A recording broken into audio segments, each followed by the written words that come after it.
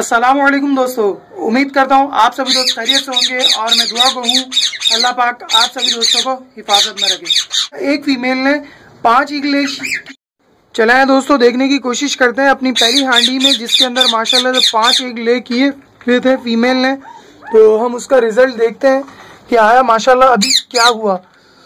तो दोस्तों यहाँ पर तो इस बार मेरे लिए कुछ अच्छी खबर नहीं है, क्योंकि मैंने अभी 4 दिन पहले देखा था तो इसके अंदर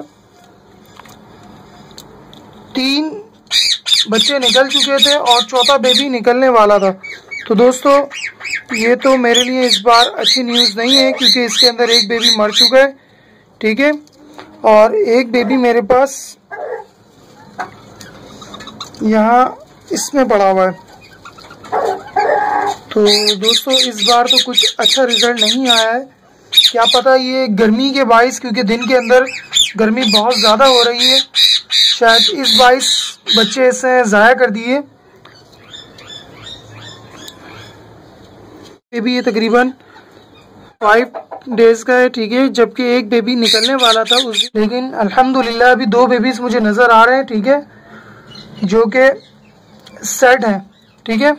मैं निकाल कर दिखाने की कोशिश करता हूँ आपको, ठीक है दोस्तों, आप देख सकते हो ये पूरे तकरीबन 12 डेज़ के बेबीज़ हैं और ये 5वां अंडा है, ठीक है। 2 बेबीज़ मर चुके हैं जबकि 2 बेबीज़ यहाँ हैं, ठीक है, और एक अंडा ख़राब हो चुका है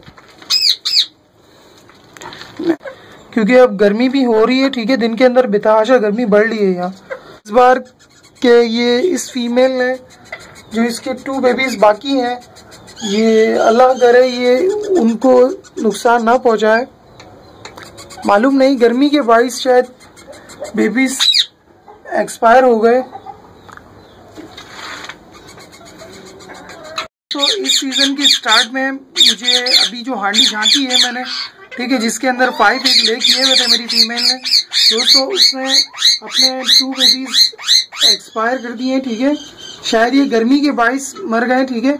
एक इसके अंदर भूख की वजह से मर गया, ठीक है, जबकि सेकंड जो है दोस्तों वो अंडे से ठीक तरीके से निकल नहीं पाया, शायद उसको हवा लग गई थी, ठीक है, इस बाइस। और हमारे पास जो एक अंडा मौजूद है दोस्तों, ये ख़राब अंडा हो चुका है, ठीक है, ये फर्टाइल नहीं हुआ, अनफर्टाइल ही रह गया, इसके अंदर कुछ भी नहीं बना, ठीक है। तो दोस्तों ये कुछ अच्छी न्यूज़ नहीं थी, लेकिन कोई बात नहीं, इंशाल्लाह दुआ है अल्लाह से कि जो 2 बेबीज़ हैं हमारे पास उनकी प्रोग्रेस अच्छी रहे इस बार। और मैं कोशिश करता हूं कि अपने इस केज को ठंडा रख सकूं ताकि मेरे जो बचे हुए बेबीज़ हैं वो एक्सपायर होने से बच जाएं और